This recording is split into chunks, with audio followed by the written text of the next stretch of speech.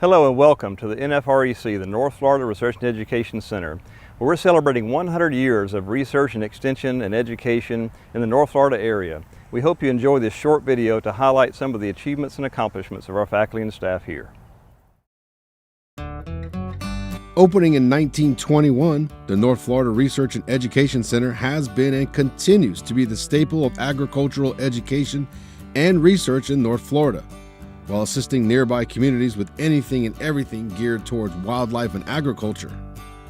What began as a 23-acre tobacco experimental station geared towards supporting that industry in Florida is now a multi-dimensional facility with more than 1,000 acres of plant breeding, crop production, and much more. The NFREC is now the most diverse research and education center within the University of Florida IFAS and is headquartered in Quincy, but also has two other sites located in Live Oak and Marianna.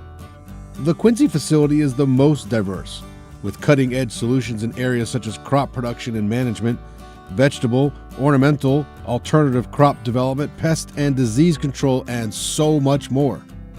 The research, education, and extension programs at NFREC were created to assist farmers with new technologies and updated practices to keep them profitable and successful. Those tasked with that challenge are the 20 active faculty members, their staff, and graduate research students who represent the 8 academic departments housed at the NFREC. But that's now.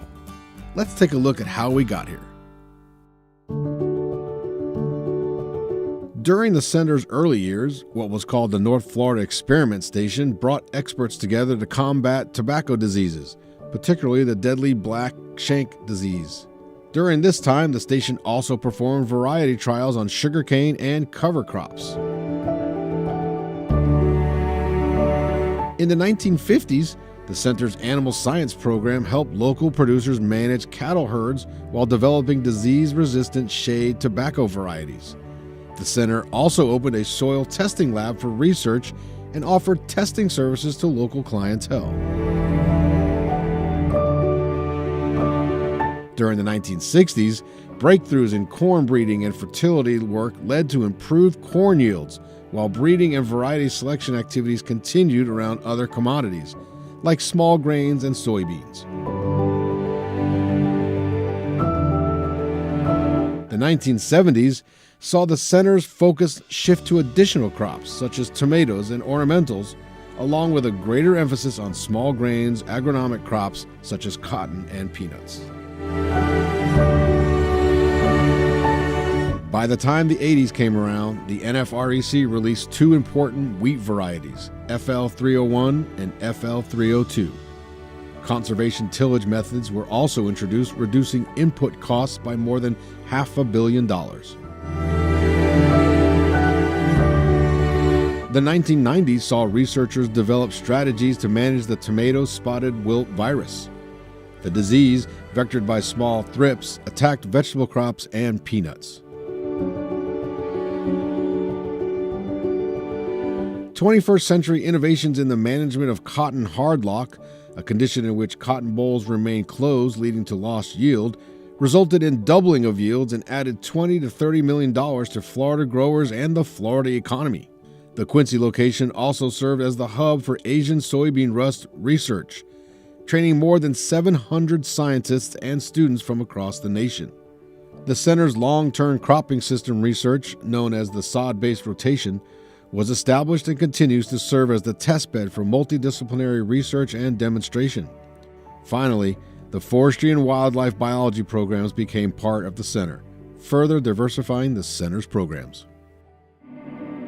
Innovation and education come together at all UF IFAS research and education centers, but the diversity of the research at the center is what makes the North Florida Research and Education Center unique. Research continues to provide solutions to area growers in such areas as cutting-edge nanomaterials, semiochemicals, and soil fumigant alternatives. Other technologies have helped local producers stay ahead of the curve in combating pests and diseases, such as UAV-based sensors and tools for real-time decision-making in crop breeding and management. There is also development of alternative crops such as carinata and hemp for renewable fuel and fiber. In addition to research in forest regeneration in an era of climate change, researchers are investigating chemical ecology of insect pests and beneficials, conserving native ornamental species and identifying landscape plants to benefit the green industry and Florida gardeners, along with breakthrough research to control the deadly rose rosette virus in roses. Finally, there is the development of the cold hardy citrus industry in North Florida and precision agricultural research aimed to reduce water and fertilizer use while improving crop yield. The NFREC impact has had a long-standing effect on the area. Local growers like Graves Williams, who has been growing tomatoes in the Quincy area since 1982, says the faculty are willing to tackle any problem you bring them on top of their already busy schedule. They never ignore you. You get feedback, and it takes them sometimes a few days to analyze the trouble and that kind of stuff, but the lab does diagnose any problem we have. Diagnosing problems is part of the NFREC mission, and Williams' 3 companies use the center's updated technology and new innovations to help make his businesses successful. He says you can't think there's only one way of doing things. Opinions help, you know what I'm saying? Because sometimes different opinions give you different solutions to your problem. Finding solutions is how the North Florida Research and Education Center has evolved over the last 100 years, continuing to be engaged in multidisciplinary and systems-level research while utilizing education and extension to evangelize its programs and applications. Here's Interim Center Director Dr. Barry Tillman, who wraps up the 100-year celebration in his own words. We at the North Florida Research and Education Center are certainly excited to share with you our 100 years of history here in the Quincy area. And not only do we have a 100-year history that started with just a small 23-acre farm dedicated to tobacco research, but we've grown into 1,000 acres of research, not only in production agriculture, but also in natural resources and wildlife conservation. And we're excited not only to do the research that helps our growers, but also to educate the next generation of researchers and scientists who will propel us into the next century. And we look forward to that next century and hope that we can continue to provide the services that our clientele and growers need to help them succeed in their businesses.